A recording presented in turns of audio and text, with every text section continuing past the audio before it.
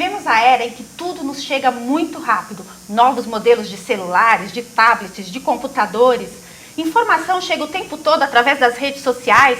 De que maneira a gente absorve tudo isso? E o principal, de que maneira a gente está levando essa rapidez toda para os nossos relacionamentos? Será que os relacionamentos eles estão líquidos? O que é o amor líquido?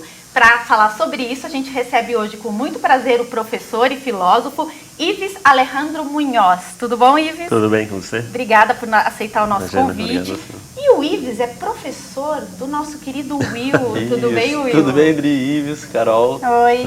E a gente está casa. também hoje aqui com a Ana Carolina Coelho, do quadro No Armário da Carol. E hoje o programa tem muita coisa legal, né, Will? Isso. Então, galera, ó, participa aí pela linha ao vivo. Embaixo aí do player, coloque seu nome, a cidade e também manda sua pergunta pro Ives, pra Carol, pro Padri também, se quiser perguntar pro Padri, pode mandar. Também, pode mandar. Responde, né? Mas a gente vai começar o programa com a estreia do quadro No Armário da Carol. E Carol, conta pra gente sobre o que a gente vai falar hoje. Hoje a gente vai falar sobre roupa de trabalho, que foi uma das dúvidas que eu mais recebi ali na minha timeline do Facebook. Porque as pessoas acham que a roupa precisa ser chata, que, né, para trabalhar a gente fica com aquela cara de preto, cinza, branco e bege. E aí eu trouxe duas situações pra gente mostrar e ver que a gente tem que seguir um código, sim, dependendo do lugar onde você trabalha, mas dá pra ficar com uma cara divertida, pelo menos. É porque, assim, tem alguns locais de trabalho que tem regras, né? Tipo, não pode ir sem manga, não pode ir de sapato baixo, né? Eu já ouvi algumas regras assim, mas dentro das regras dá pra se divertir um pouco, Dá pra né? se divertir, exatamente, ficar com um look mais legal. Vamos dar uma olhadinha na imagem da Carol, pra gente poder até falar um pouco melhor do assunto? Enquanto isso, Carol, fala uma coisa pra mim. A gente, no local de trabalho, existe uma cor ideal que a gente pode usar? Então, depende. Eu, por exemplo, trabalhava na área jurídica e o dress code é muito formal. As pessoas usam cores sóbrias. Mas eu acho que dá também para dar uma variada, não dá para ir trabalhar assim muito de verde e amarelo, por exemplo. Agora, outras áreas mais criativas, tipo publicidade ou mesmo jornalismo, aí é totalmente diferente. Um advogado não vai de verde bandeira, né? De repente defender o cliente no Não, tribunal. então, não Filósofo pode usar qualquer cor? Pode, filósofo pode qualquer coisa. Você pode viajar, né? A gente tem a imagem, vamos dar uma olhadinha? Pode passar a imagem? Ó, essa primeira situação eu trouxe para falar de entrevista, porque o pessoal tem dúvida e não tem jeito. Importante. Para empresas formais, para áreas mais formais, ou mesmo para primeira impressão, a gente tem 30 segundos para passar uma boa impressão. Então, na entrevista, acho que a gente tem que passar, assim, simples, menos é mais, sabe? Então, terninho, se não quiser ficar toda de preto, eu trouxe uma ideia de variar a cor da calça, mas uma coisa assim, mais simples e mais tradicional mesmo, para quem trabalha... Sem chamar muito atenção. Sem chamar também, atenção, né? porque esse é o dia que você tem que falar de você e mostrar as suas qualificações para ocupar aquele cargo. Não precisa mostrar a sua criatividade, o seu look do dia naquele momento, né? Nada de Isso aí tem Instagram, né, pessoal? Eu já vivi situações em que a pessoa não passou na entrevista porque estava de alcinha. E a que foi contratada estava de terninho. É importante saber o histórico da empresa, né? O que aquela empresa pede dos funcionários. De repente, se conseguir conversar com alguém que já trabalha, né? Pele, a mostra em dia de entrevista não é legal. Então, acho que essas aí são as melhores. Pouca pele. Muito calor, Pouca pele. A gente, vamos ver a próxima imagem? E aí eu trouxe algumas ideias para variar o look do trabalho formal, né? Mas de uma maneira mais colorida. Vê só, tem sapato verde, tem vestido laranja e tem uma saia estampada. As três têm uma terceira peça que complementa. Na verdade, esse terceiro look não é uma saia, desculpa, é um vestido. E ela colocou uma camisetinha mais neutra em cima para dar uma balanceada. E o blazer, ele dá uma alongada na silhueta e dá uma cara mais executiva. Então, se você trabalha numa empresa muito formal, mas quer se divertir um pouco mais com a roupa, acho que essas são ideias boas. E para quem trabalha numa área também que pode usar um pouquinho mais, é uma boa dica. O dia que você tem que encontrar um cliente, uma reunião, você vai colorida e vai bem arrumada. E a dica da terceira peça é muito boa, porque o blazer aberto assim, ele cria uma linha vertical no corpo e alonga. Ai, adorei todos os modelos. Eu te mando as imagens. Ah, muito bom. Carol, muito obrigada. A Carol vai continuar com a gente, porque, Sim. né, a gente vai ter muita coisa para discutir aqui, mas quem quiser mandar pergunta para você, pode mandar para onde? Pode mandar no contato @noarmariodacarol.com.br e no Facebook, é facebook.com/noarmariodacarol. E se mandar aqui também a gente responde, né, Will? Também Isso, manda pode pra mandar gente aí que a gente responde. Manda através da linha ao vivo, coloca seu nome, o seu bairro, manda através da Ou linha até ao no Facebook do programa também. Também. facebook.com/programa compartilhe. Agora, professor Ives, a gente está falando de moda. A filosofia se preocupa com a moda de alguma maneira? A filosofia se preocupa com qualquer coisa. A moda faz parte da vivência das pessoas. Então, sim, claro, poderia se falar sobre filosofia. A moda, ela mostra...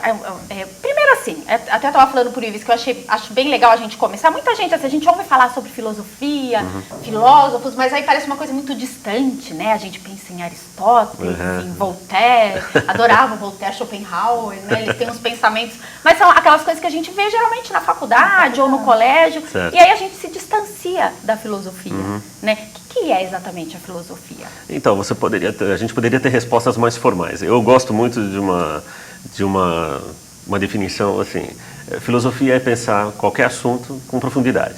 Então, você pode conversar sobre o tema que você quiser, mas esse tema você pode levar a uma certa profundidade. Se você fizer esse exercício, você está fazendo filosofia. O exercício da filosofia é fazer um pensamento mais bem elaborado sobre o assunto que você quiser. Pode ser a moda, por exemplo, também. Pode, né? Então, eu acho que até está bem relacionado ao assunto que a gente já falou hoje, esse negócio de ego, não, né? As fotinhas na frente do espelho, eu me amo, meu look do dia, etc. É complicado, mas... Mas, só para interromper, mas tem aquela questão também que assim, todo mundo vê a filosofia como aquele senhor de cabelo branco.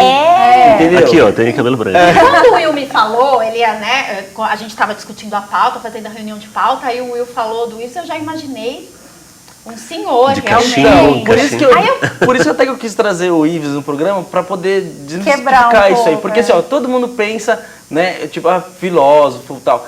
Vem aqui, aquele senhor de cabelo branco, né, que fala baixinho, sério, devagar. Aí chegou o Ives Você já dorme quebrando tudo lá. E é muito bom as aulas do Ives, do Ives Eu já muito fiquei bom. super curiosa, porque o Will estava comentando. Agora, Ives, a gente começou o programa falando isso, de que tudo vem muito rápido, e muitas vezes as pessoas elas têm dificuldade de ouvir uma conversa mais profunda. Sim, claro. Né? Então, quando você tem uma pessoa que é um pouco mais prolixa, um pouco mais, que gosta de falar com detalhes, Sim. fatalmente você olha pro lado e tem alguém assim, ai que saco.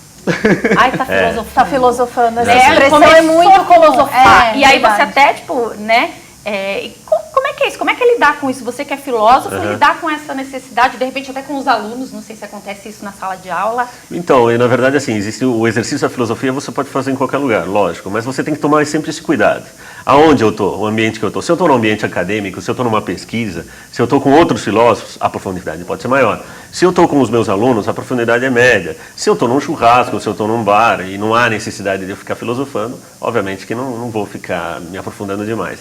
Então depende também. E depende do tema também. Existem temas que as pessoas gostam que você vá profundo. O tema que a gente vai falar hoje, por exemplo, que a gente está discutindo, é um tema que as pessoas gostam. Então, inevitavelmente, mas e aí? E você vai cavando e você vai fazendo meio que uma arqueologia e você vai atrás do tema. Agora, não é sempre que dá para fazer, né? Dependendo do lugar, é impossível ficar filosofando demais, senão as pessoas vão dormir, vão querer que você levante e vá embora. E agora a gente tá, antes até da gente entrar no tema em si, mas pra gente situar as pessoas um pouquinho, essa era que a gente vive de conhecimento, né? Dizem que a gente saiu de uma era industrial e de repente a gente foi para uma era de conhecimento, da informação. E aí, como é que é isso? Isso está afetando a gente de que maneira? Porque hoje em dia o conhecimento chega muito rápido, né? E nem sempre ele a gente lê um monte de coisa o tempo todo, mas nem sempre a gente se aprofunda, a gente sabe de tudo e ao mesmo tempo não sabe... bombardeio, né, de informação. Aquela coisa do saber de tudo e saber de nada ao mesmo tempo. Como é que entra a filosofia nesse novo contexto? Então, a filosofia pode fazer um diagnóstico desse tipo de situação. Houve uma época em que as pessoas sabiam menos, né, e sabiam mais profundamente um determinado tema. Hoje a gente prioriza saber mais coisas, mas em compensação numa profundidade menor. Então, na verdade, você quer profundidade ou você quer quantidade? Então, dificilmente você vai conseguir as duas coisas, né? É um exercício muito complicado fazer isso. Mas existem pessoas que vão preferir falar, não, eu prefiro saber sobre tudo um pouco E existe para falar, eu prefiro saber menos, mas saber com mais profundidade. De alguma forma, para alguns campos de atuação profissional, é até bom que você saiba, né? Para vocês, por exemplo, que trabalham na mídia e tal, vocês têm que ter mais ou menos uma noção de tudo. No meu campo já da filosofia, é interessante que você também foque em uma certa profundidade. Então, o problema é que, às vezes, não dá para fazer isso com tranquilidade, né? Numa rede social, por exemplo, as pessoas não estão muito atentas à profundidade. Você coloca um texto mais complicado, você põe um texto de 30 linhas, o cara, mas é muita coisa. Então, ele prefere uma coisa mais superficial. O problema é que isso a gente acaba levando para outras áreas da nossa vida, e isso acaba sendo um problema, né? Aí é que entra a grande questão, né? Essa rapidez com que a gente recebe as informações e a gente começa a querer a rapidez de ter o celular novo, de ter a roupa nova e de ter o relacionamento novo. Exato. Né? Tipo assim, começa a gente leva, tem como controlar isso ou não? Estamos no meio de um furacão muito louco e não tem como. Eu não sei se a gente consegue perceber isso com tranquilidade, mas a gente percebe que tem alguma coisa de muito estranha na nossa cidade. Por quê? Porque as pessoas elas querem um relacionamento, elas querem se entregar, elas usam muito essa palavra, não, eu quero me entregar, quero me apaixonar, quero viver o amor romântico, mas em compensação, quando você olha por aí na sociedade, não é o que você observa. Então, de duas uma, nós estamos muito esquizofrênicos em relação a isso, ou a gente ainda não sabe direito aonde a gente vai pisar. O Felipe tá mandando um abraço pro Felipe, ele tá mandando um abraço para mim, porque eu tô acompanhando direto Perdidos no Mundão, e ele já te soltou a seguinte pergunta: o amor tem definição exata? Bom, então, eu particularmente não gosto de definir. Eu acho que receitas para viver o amor romântico, para viver o amor XYZ, seria leviano da minha parte. Eu nunca vi um filósofo fazer isso. O filósofo prefere fazer um diagnóstico. Quem costuma dar receita são outras pessoas. Às vezes até autores de livro gostam de fazer esse tipo de coisa. 10 passos para você se entregar melhor, 5 receitas e tal. Esse tipo de coisa, eu fico um pouco receoso em relação a isso. Porque não necessariamente o que funciona para você, funciona para mim, funciona para os outros. Né? Agora, o que eu acho que deve existir é uma ética no amor. Né? Deve existir um certo comprometimento. Existem algumas coisas que devem permear o amor. Agora, fazer dar certo. E outra, né? Existe muito mais receita para você estragar um amor do que para você vivenciar. Estragar o amor é muito fácil, acho que todo mundo sabe um pouco como estragar. Todo mundo tem um alguma coisa, né? Todo mundo já estragou alguma coisa. Agora, Ives, a gente fala, a filosofia, até a gente falar um pouquinho disso, ela vê mais o lado da razão? Ela olha mais de maneira racional. Sim. O amor, por exemplo. É possível olhar o amor de maneira racional? Sim, é possível, até porque é dessa maneira, através da razão, que você vai ver quais são as dificuldades, quais são os avanços que se tem nas relações interpessoais. E se você deixar pela emoção, você pode não ter uma ideia boa. E outro, na hora que você fala pela emoção, você pode atingir um público que quer ouvir aquilo que você tem para dizer para ele. Mas, na verdade, você não disse nada. Você tocou os corações, falou muito que a pessoa gostaria de ouvir, mas na hora que ela fala, legal, tal, bacana, mas e aí? Então, na verdade, a razão, na filosofia, a razão deve permear as coisas. Né? Por que é tão difícil a gente aprender a lidar com a razão? Porque o ideal acho que seria dosar, talvez, se é que existe ideal dentro de alguma coisa. Mas o ideal seria que a gente soubesse perceber que momento que é necessária a razão. E tem alguns momentos num relacionamento, tem momentos que você precisa da emoção. Mas por que é tão difícil usar a razão para algumas pessoas? Porque a emoção é muito melhor.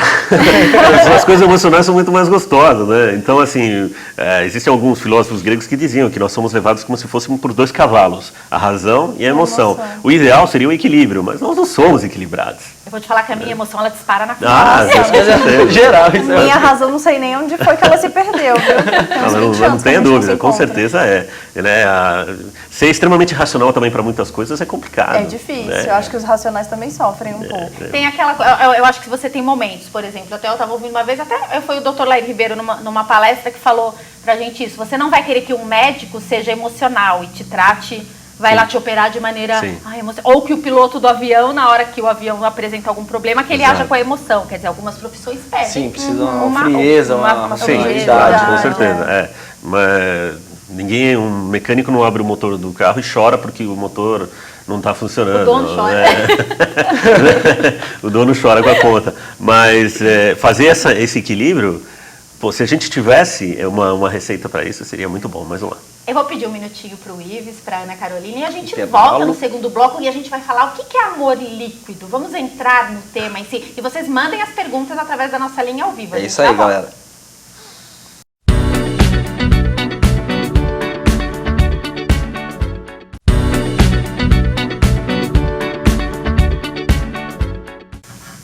Olá, voltamos com o Compartilhe e a gente vai direto para as perguntas, É né, das isso pessoas aí. que estão assistindo. Primeiramente, queria mandar um abraço pro pessoal lá da USCS, o pessoal da faculdade. Tá todo mundo aqui assistindo. beijo A pra Natália, todo mundo. Escapinho, o Lucas Pive, o pessoal da sala lá, ó. Obrigado por estar compartilhando com a gente aí. E o Ives tá aí, né? Seus puxa-saco, por isso que vocês estão Tá assistindo, todo mundo né? puxando o saco do É, professor. todo mundo quer nota. Querendo Todo mundo nota. quer nota, Todo mundo querendo tô nota. sentindo. Mas aí a gente tem algumas perguntas aqui já. O Renato, ele tá perguntando pro Ives se hoje em dia ainda existe aquele amor platônico. Então, o que a gente chama de amor platônico é o amor ideal, idealizado. É o amor que vive aqui. Então, assim, todo o amor, quando a gente pensa, ele é idealizado, né? Então, a gente quer a melhor pessoa, a gente quer a pessoa que nos dê segurança, e essa é a palavra mais que as pessoas mais querem, chama segurança, de todo tipo, física, financeira, tal. Então, o amor ideal, ele tá aqui. O problema é que quando a gente encontra as pessoas não são ideais. As pessoas são humanas, são falhas. São reais. E aí a gente entra em um conflito, aquilo que a gente pensou com a pessoa que está com o nosso lado. E obviamente que não vai haver uma total ligação entre isso. Provavelmente a pessoa não tem aquele amor ideal que a gente imagina, e aí a frustração pode vir. Então, se existe receita, eu acredito que não existe, mas uma das coisas é você tomar cuidado com essa idealização. Não, eu quero uma pessoa que seja assim, de porte tal, que ela já seja tem 1,80 m, tenha um determinado carro. Quanto mais você cerca esse tipo de coisa, mais problemático isso é em você, porque você está idealizando demais. Claro, você tem que ter um mínimo de padrão, né, para aquilo que você deseja, mas demais é complicado. Mas a mulher idealiza mais do que o homem? Eu acho que ambos, mas o... Não sei se é porque eu sou mulher. Mas são eu aspectos Eu acho que a forma diferentes, eu acho, de idealizar ali é diferente, diferente. né? Acho que a mulher verbaliza mais a idealização do que o homem, mas eu acho que o homem também faz Não, muita mas eu idealização. acho que são aspectos diferentes de idealização.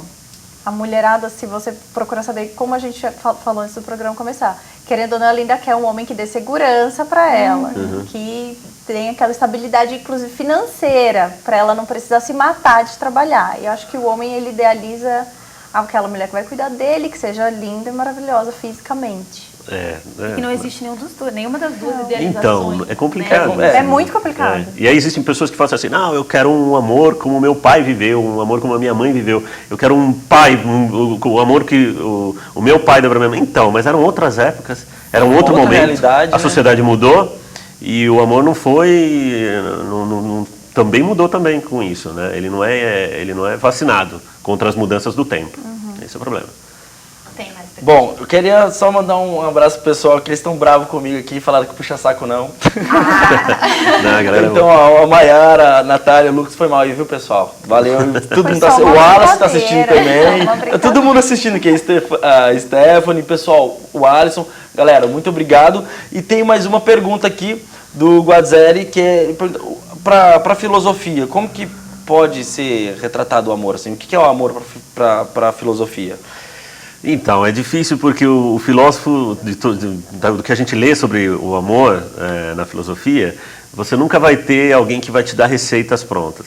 Eu, particularmente, acredito que, aí é uma visão só minha, né, que eu acho que a palavra-chave para o amor tem um nome, chama cuidado. Saber cuidar. Quando você cuida, e não estou falando de você cuidar, blindar ou colocar... Não é isso. Quando você se dedica ao cuidado como você cuida das suas coisas. Quando a gente cuida das coisas simples da nossa vida, a gente, na verdade, revela quem a gente é. Então, se eu sei que a pessoa que está comigo é uma pessoa cuidadosa, e ela cuida dela, ela vai cuidar de mim. Quando ela já é pouco cuidadosa com as coisas, eu fico com aquele receio. Então, saber cuidar. Por quê? Eu até comentei na sala de aula outro dia, eu falei para eles, assim, olha, o amor é um tipo de diamante belíssimo e raro e precioso. O problema é que, se você trincar, se você deixar ele quebrar, se aparecer uma ranhura, seja por traição, seja por qualquer tipo de descuido seu, você pode até pegar, dar uma limpadinha, mas sempre vai ficar aquela marca. E todas as vezes que você olhar, aquela marca vai remeter, vai falar, tá vendo? Aconteceu algo. Então, nessas horas é melhor você não trincar em absolutamente nada. Não teste, não queira testar, porque senão depois aquela marca vai ficar e você vai ter que conviver com ela. Mas é difícil um relacionamento, né, um casamento não ter nenhuma trinca. Uma trinca, Trinca, não Exato, é? Acho exato. que, e aí a gente parte para para uma outra questão, que é aprender a lidar com essa trinca. Superar Superar. os problemas passados também. O problema é que assim, existem trincas que são naturais do próprio relacionamento, que vão acontecer, tudo bem, mas existem pessoas que gostam de arrumar confusão para os próprios relacionamentos, entendeu? Então já não basta a gente viver numa sociedade que luta bastante contra o amor, esse é o amor que a gente está prezando, e ela ainda quer arrumar, né, como a gente diz, arrumar mais problema, arrumar para a cabeça, como diz, né? Procurar pelo Aí no realmente é casco de ovo, complicado. Entendeu? Professor, o que é o amor líquido que a gente... Então, o amor líquido, na verdade, é um termo que um sociólogo chamado Zygmunt Bauman, vários livros dele usam essa denominação, sociedade líquida, vida líquida, e ele escreveu um livro chamado Amor Líquido, né? Um livro que vale a pena ser lido. O que é esse amor líquido? O amor líquido é um amor que reflete a sociedade que a gente vive hoje. E a sociedade que a gente vive hoje é uma sociedade líquida, ou seja, nada é fixo, nada é sólido, tudo pode ser fluídico. Então eu estou aqui hoje, mas ano que vem eu posso estar em outro país, eu estou num emprego X, mas amanhã eu posso estar num outro, hoje eu estou casado, amanhã eu estou solteiro e depois eu estou casado de novo. Então essa fluidez marca a atual sociedade. E ele coloca de que o amor também aparece dessa maneira, esse amor líquido. Esse amor onde a pessoa não está inteira ainda com os dois pés dentro do relacionamento. Ela ainda está um pouco ainda, um pé dentro e um pé fora. Então ela não sabe se aquele relacionamento vai dar em algo, se o namoro vai virar um casamento, se a paquera vai virar um namoro. Então essa fluidez é o que marca o amor até líquido. Se o casamento vai durar, né, hoje em dia. Porque antigamente casava-se, era para sempre, e se suportavam se engoliam todos os sapos, mas não se separavam. E hoje em dia, muitas vezes, se separa na lua de mel. É engraçado, mas eu soube de casos já de pessoas que se separaram, eu conheço soltaram da lua de casais, mel. eu conheço casais que assim, eles moravam juntos há anos, eles casaram, ficaram 3 meses separados. Porque eu não sei se é por causa do peso de um rótulo ou não, mas assim, tem gente que a partir do momento que assume formaliza alguma coisa ou tem um rótulo, ela não consegue superar, não consegue carregar aquilo. Acho que um cobra muito o outro. Eu também já vi umas histórias assim, enquanto não era casado era uma maravilha, depois que casou, caramba, gente, qual o problema do casamento? E acho que uma outra problemática também é você tratar o amor como se ele fosse um investimento financeiro. Então, até as pessoas, quando terminam o relacionamento, falam assim, você desperdiçou meu tempo, né? Eu perdi tempo com você, né? Então, como se o relacionamento fosse uma questão de lucro. E esse lucro só vem a partir de um investimento. Mas eu não vou investir de graça. Eu invisto um pouco, você investe. Eu invisto mais um pouco e você investe. Então, é como se fosse um cabo de guerra. Esse tipo de situação, e até o linguajar do mercantil do amor, é o que o Bauman fala do amor líquido, é uma das características do amor líquido. E o amor líquido, ele está trazendo que consequência para os relacionamentos? A superficialidade, né? Essa é a primeira coisa delas, essa modificação, né? Então, assim, você passa a ter uma fluidez, você não se apega, você não tem profundidade, né? Então, a descartabilidade da pessoa fica mais simples, eu não tenho problema de consciência, se eu tiver que chegar e terminar com você, eu acabo e fico com pouca dor na consciência, fico de luto 1 dia, 2 dias e no final de semana eu já tô pronto para outra, né? Então, e hoje pelas redes sociais, tem gente que termina relacionamento por redes sociais, por Twitter, SMS, por Twitter, fica todo mundo sabendo de uma vez só, né? Por quê? Porque é muito mais fácil. Eu falo, como é que eu termino um namoro? Eu vou lá e desconecto a pessoa do meu Facebook. Pronto, terminei. Será essa a melhor forma de terminar? Você muda o status, né, do Facebook status, e aí já... Todo mundo já sabe. Então, assim, é relativamente fácil começar um relacionamento. Porque aí a gente vende, a gente é marqueteiro, vende a nossa própria imagem, conta um monte de coisas. Na hora de manter, mais difícil. E na hora de terminar, se for necessário, porque às vezes acontece, as pessoas são bastante medíocres para terminar o relacionamento. Ou elas deixam apodrecer, até que a outra pessoa tome uma atitude de falar, olha, não aguento mais, ou pratica o anti-amor, que chama traição, né? Que nada mais é do que uma facada na alma, e aí onde existe a traição, o amor já saiu pela janela. Tem uma pergunta, acabou de chegar aqui, do Henrique, ele estuda lá na USC também, ele até fala assim, qual a sua visão sobre essas pessoas que, só para não ficarem sozinhas, elas arrumam alguém, acabam traindo, né, e não estão nem aí para as questões emocionais? É isso, é a descartabilidade, entendeu? Então, assim, você na verdade não quer profundidade, você está carente, você não quer ficar sozinho, né? Então, assim, hoje existe pânico com essa coisa de ficar sozinho. Há uma grande diferença entre você estar sozinho e ser solitário, né? Não é a mesma coisa. Eu posso ficar sozinho, mas não ser uma pessoa solitária, estar recheado de pessoas. Então, existem pessoas que têm esse pânico dessa coisa de, né? Mas ao mesmo tempo elas não querem ficar sozinhas, mas aí elas se comprometem, mas dessa forma, um pé dentro e um pé fora, olhando para o relacionamento, mas com o outro pé virado para a porta, porque se acontecer alguma coisa, eu já sei para onde sair. Algumas pessoas, você acredita que elas estão levando para o relacionamento essa mesma ansiedade que ela tem? Por exemplo, tudo é muito rápido, né? Então, assim, hoje o Will me convidou para ir no cinema, mas eu sei que a Carol pode ser que à noite me convide para ir num show. Então, assim, eu não descarto ele e não descarto ela. Essa coisa, a gente vê isso acontecer o tempo todo. E o tempo todo eu quero uma novidade, eu quero o que é mais legal. Exato. A gente está levando isso para o relacionamento, tipo, eu tô com essa pessoa, mas pode ser que amanhã apareça alguém mais interessante e eu posso perder. Então, eu não me aprofundo. Não se envolve. Essa paixão pelo novo, né? O novo é mais gostoso. Todo mundo gosta de começar um relacionamento. É fascinante. Porque quando você começa, o teu olho brilha e você fica mais bonito e as pessoas até percebem e falam, nossa, você está apaixonado, né? E você até se esconde atrás do poste para encontrar a pessoa amada. O problema é que existem pessoas que são fascinadas em começar o relacionamento. O problema é que o começo do relacionamento não necessariamente é amor, é só o começo. O amor, na verdade, vai vir de uma construção posterior. E aí, nessa construção posterior, a pessoa não tem paciência, porque aí você vai ter os problemas, os relacionamentos, entendeu? Então, hoje nós vemos uma sociedade que adora aparatos tecnológicos, né? Então a gente viu aí lançamentos de telefone celular e forma fila de pessoas. Então, causa um furor. Causa um furor. Então, esse desejo pelo novo é o desejo pelo novo relacionamento. Então mas o próximo vai ser melhor. Não, mas e se não for o próximo, aí o outro é melhor. Então eu fico sempre nessa cascata de que o próximo vai ser melhor. E não me entrego. Nosso tempo agora do bloco tá chegando ao fim, mas tem uma pergunta aqui, que eu acho que para finalizar, antes da gente entrar no comercial, só para perguntar. Os filósofos amam? Demais. Demais. Perguntou. Eu acho que todo filósofo é romântico, né? Nesse sentido, né? De idealização. A gente não está imune a isso, né? A gente também idealiza também. Mas é aquele jogo da emoção com a razão. A gente também tem que colocar também um certo freio e tal, né? Mas, com certeza.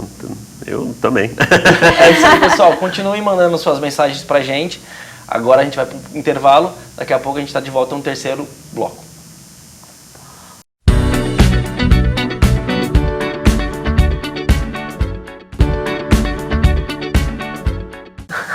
Olá, estamos de volta com o Compartilhe e hoje, infelizmente, a gente não vai conseguir exibir o quadro Mediando com Sueli Buriasco, porque a gente teve um probleminha aqui, mas na semana que vem está de volta.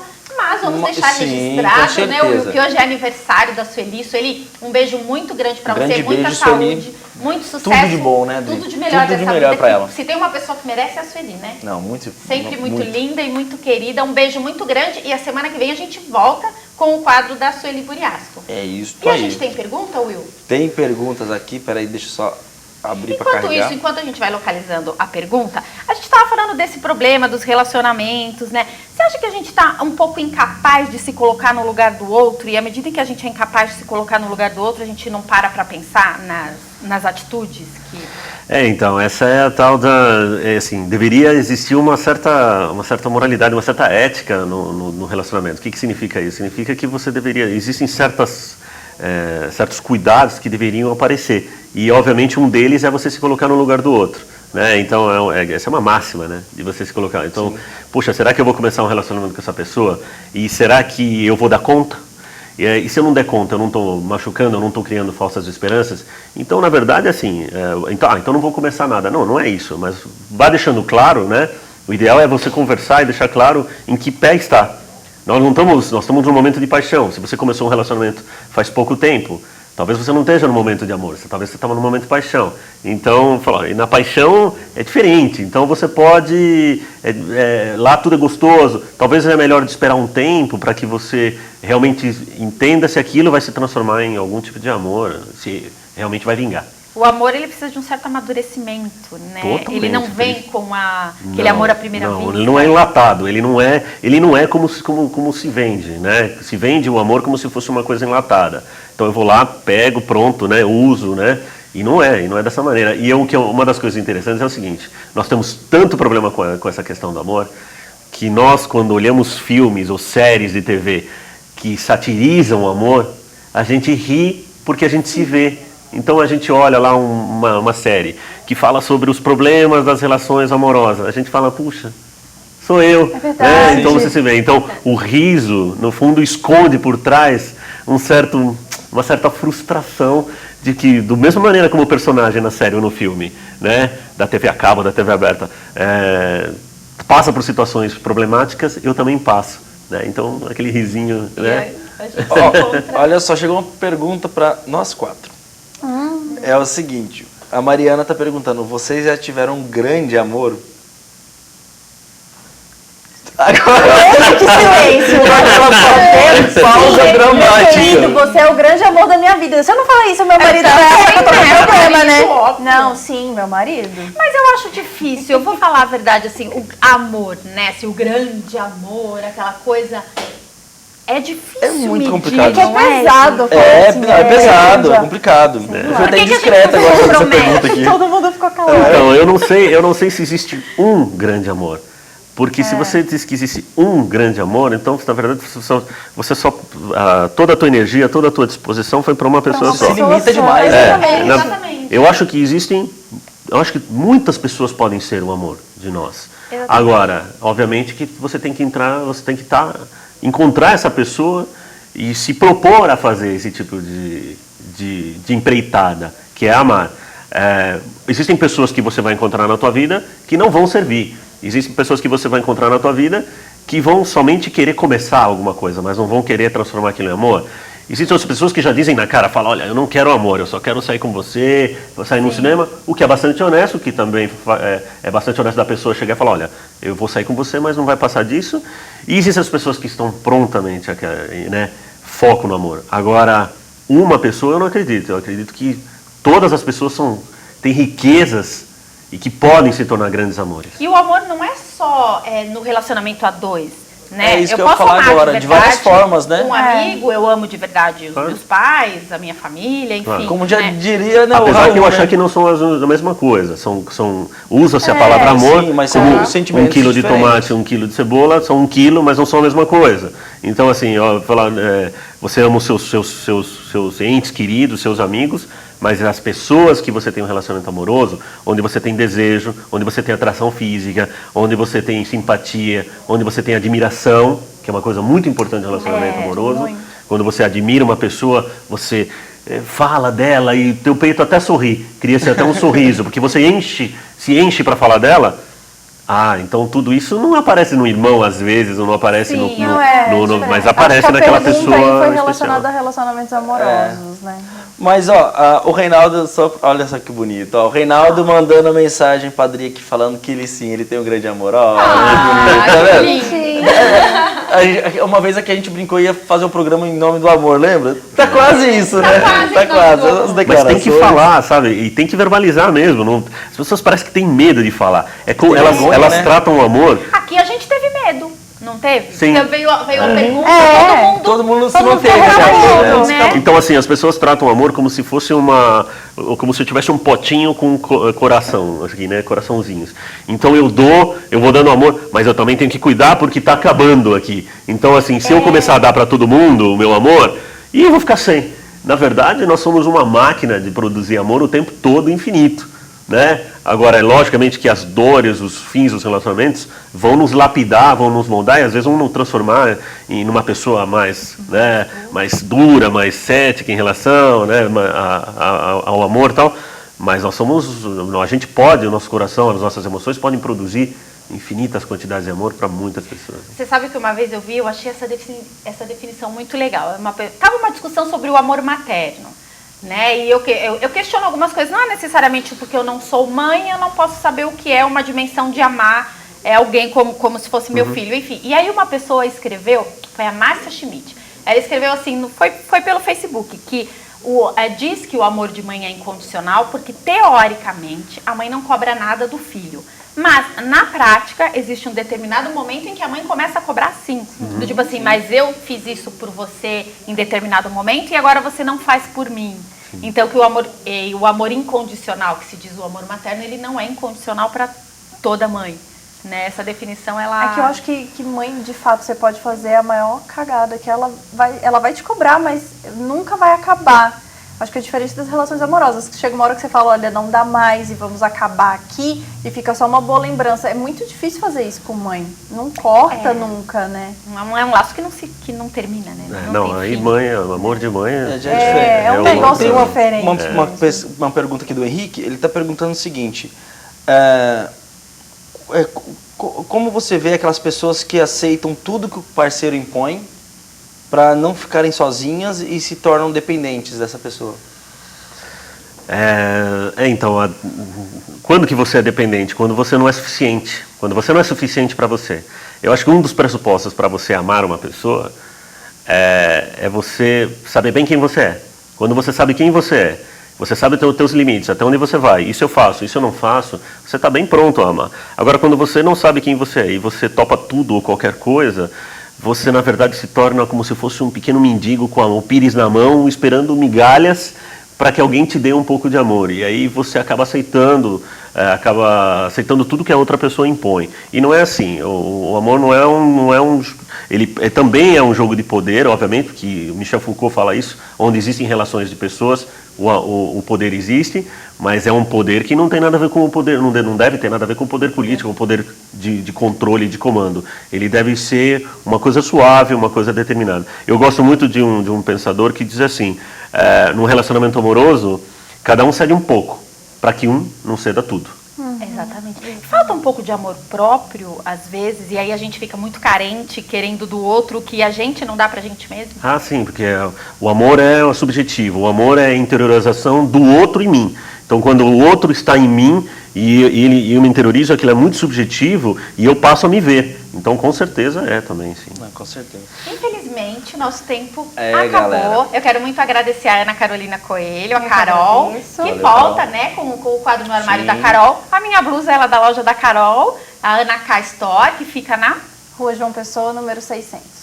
Muito obrigada, Carol. E para finalizar, eu vou querer que o Ives conte aquela história do copo. Ah, sim. Existe uma história, assim, eu contei para os meus alunos, eu acho que me satisfaz muito isso. Quando nós pensamos no amor, o amor ele é sempre perfeito, ele é sempre idealizado, né? E aí eu penso no amor como se fosse alguma coisa como uma água, como um líquido limpo, puro, né? E as pessoas, elas são como recipientes, então como se fossem copos. Então, por exemplo, esse líquido é o amor. E o amor, ele se toma o formato do recipiente. Se esse recipiente fosse um copo de champanhe, então o líquido teria o formato de champanhe. Se fosse um copinho menor, ele teria o formato do copo menor. Pessoas são recipientes de tamanhos diferentes, de tipos diferentes, que recebem o amor de forma diferente também. O problema é esse. Às vezes a gente pede no outro um amor do nosso tamanho. Então eu quero que a outra pessoa me ame como eu a amo. E esse é um pequeno problema, porque esse é um grande problema, na verdade, porque nós somos pessoas diferentes, somos recipientes diferentes. O mais importante, eu desejo aí para todos que estão nos assistindo, não é se você tem um copo grande ou pequeno do teu lado, mas sim de que a água aqui dentro seja limpa. Porque existem muitas pessoas que, além de serem copos grandes, são sujos. E eu desejo a todos, na verdade, um belo copo, limpo, não importa de que tamanho for. Muito nada, muito obrigada. A Ives está convidado a voltar sempre ao nosso programa. Obrigado. Quem quiser ter contato com você, tem um canal no YouTube. Tem um canal no YouTube, Ives Alejandro Munhoz. Tem uns vídeos lá que eu vou começar a voltar a fazer. Tem um podcast que eu faço com 2 amigos, que é o Felipe, o Marcelo e o Caio, são 3 amigos, que a gente solta toda quinta-feira. Desculpa, viu, galera, que não deu nem tempo da gente falar, a gente ia falar um podcast. pouco sobre. A gente pode trazer eles aqui também Com para certeza. falar. O podcast chama Perdidos no Mundão, ele tem uma página no Google+, e é uma brincadeira de 4 amigos que a gente senta para bater papo, para falar coisas e filosofar um pouquinho também. Muito bom, muito obrigado a vocês que nos assistiram. Obrigada ao pessoal lá da universidade. Sim, de ó, São Caetano, não, aqui né? no grupo da faculdade aqui tá bombando aqui, ó. Tem a Liz, o Paulo, a Mayara, o Lucas, a Um abraço Natália. pra Não, todos, todo mundo aí, todos. galera. Um abraço pra todo mundo. Mandem Obrigado. perguntas que aí o Ives volta para responder, Opa, né? com certeza. Um grande beijo para todos e a gente volta com o Compartilhe na próxima semana.